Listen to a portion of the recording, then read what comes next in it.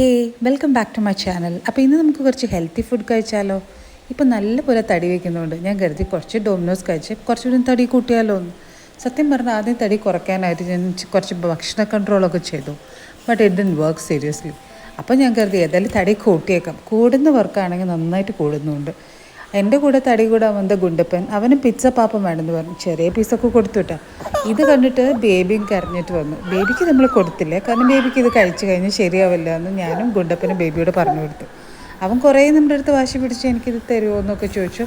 പക്ഷെ നമ്മളിത് കൊടുത്തില്ല. ആക്ച്വലി നമ്മളിന്ന് പുറത്തു പോകാൻ പ്ലാൻ ഇട്ടേക്കാം. നമ്മൾ 2 ദിവസം നമുക്ക് സ്റ്റേ ചെയ്യാമെന്ന് പ്ലാനുണ്ട്. അതുകൊണ്ടാണ് കേട്ടോ ഇന്ന് വീട്ടിൽ കുക്കൊന്നും ചെയ്യാമെന്ന്. നമ്മൾ ഈവനിങ് ആകുമ്പോഴത്തേനും അവിടെ എത്തണമെന്ന് പ്ലാൻ ചെയ്ത്.